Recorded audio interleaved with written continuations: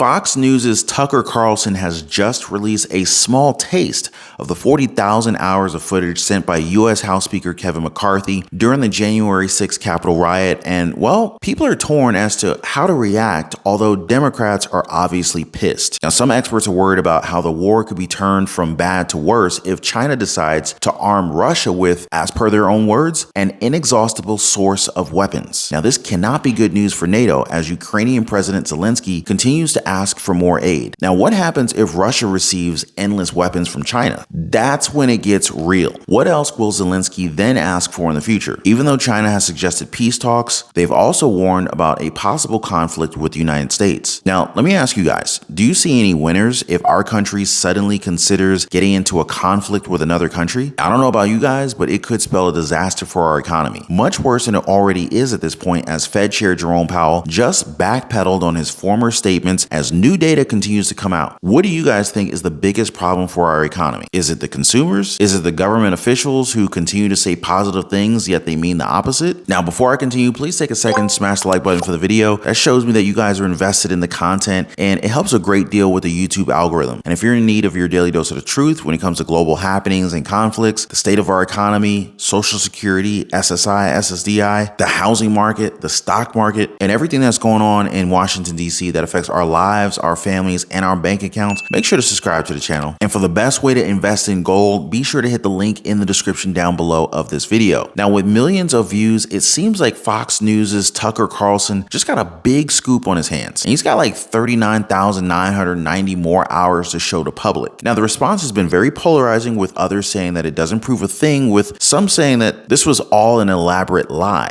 Now, Democrats have already called out Schumer, but let me show you one of the videos that got a lot of attention. I'm not sure if I can play Tucker's audio here, but as you can see, Jacob Chalson, or the QAnon shaman, as many people refer to him, was seen walking with Capitol Police. Now, according to Carlson, and as seen in the footage, he wasn't stopped by officers inside the Capitol. At one point, Chansley had at least 12 officers around him who just kind of let him walk through. Now, obviously, Carlson and his show is very right-leaning, but that's what the video is showing. As expected, the segment fired up plenty of Democrats, one of them being Senate Majority Leader Chuck Schumer. Millions of Americans tuned in to one of the most shameful hours we have ever seen on cable television. By diving deep into the waters of conspiracy and cherry-picking from thousands of hours of security footage, Mr. Carlson told the bold-faced lie that the Capitol attack, which we all saw with our own eyes, was somehow not an attack at all. To say January 6th was not violent is a lie pure and simple. I don't think I've ever seen a primetime cable news anchor manipulate his viewers the way Mr. Carlson did last night. I don't think I've ever seen an anchor treat the American people and American democracy with such disdain. Fox News, Rupert Murdoch, tell Carlson not to run a second segment of lies. You know it's a lie. You've admitted it's a lie.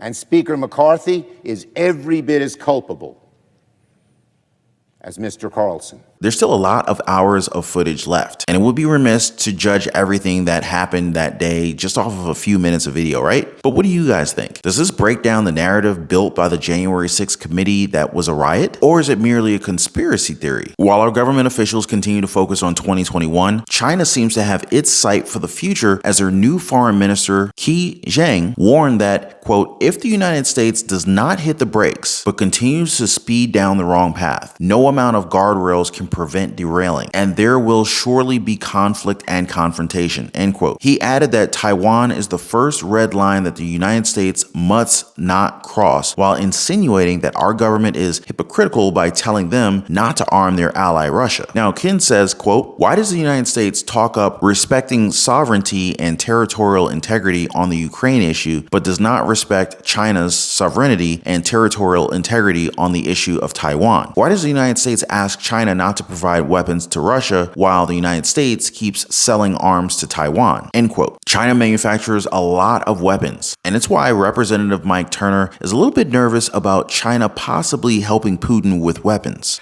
The problem with China entering this is because, you've got the West giving weapons to Ukraine. You've got Russia depleting their stores. We obviously, the West together, have an ability to impact Ukraine greater than Russia alone does.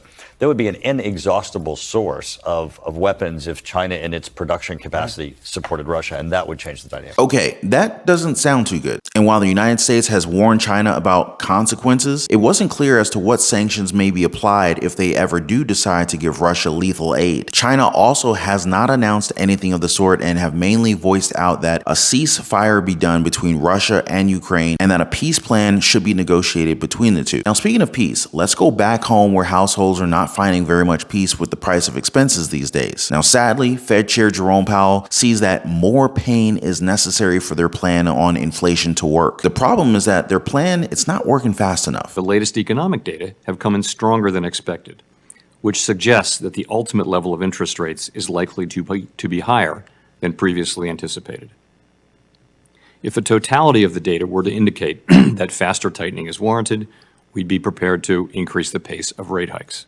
So maybe they go past 25 basis points? Should we expect 50 basis points going forward? And maybe they go past 5%? During his speech, the stock markets fell sharply as expected by many. S&P 500, NASDAQ, Dow Jones, all down. Now, here's something I expected myself, and it's that they're not going to affect the price of goods anytime soon. They admitted themselves that the effects of their actions haven't even been felt.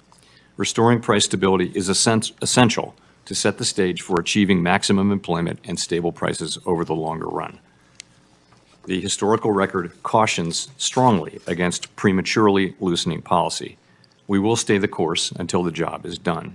Here's something that our officials should be aware of. They don't feel this inflation like we do. Their jobs are secured. They have cash reserves. They're set, right? We fear layoffs every single day. We use our credit cards like it's our piggy bank, and we haven't even talked about our expenses at Walmart or Target. The question now is, when they do get the job done, how many of us will survive? How many of us will be included in this mass layoffs? Which of us will run our savings dry? Now, I can understand where they're coming from since, heck, it's their job to get inflation to an acceptable number. But doesn't it feel like the world is against us some days? I know people who are already on Social Security, SSI, SSDI that have to apply for SNAP and EBT benefits just to have something to eat. And then we knew that the Fed was going to make some difficult changes to our lives and that some were going to be impacted more than others. It's also one of the reasons why I always get on here and tell you guys about different opportunities that you can take advantage of. Now, if you're looking to become an entrepreneur, you can probably focus on side hustles and small businesses. Those are great options. If you're willing to risk a little bit of money, becoming an investor, you can try your hand at real estate or even the stock market when opportunities present themselves. These are some things that can hopefully kind of get you back on the track to the road to financial freedom. But if you guys want to learn more about that, feel free to join us over in the Patreon community. There's a link in the description down below.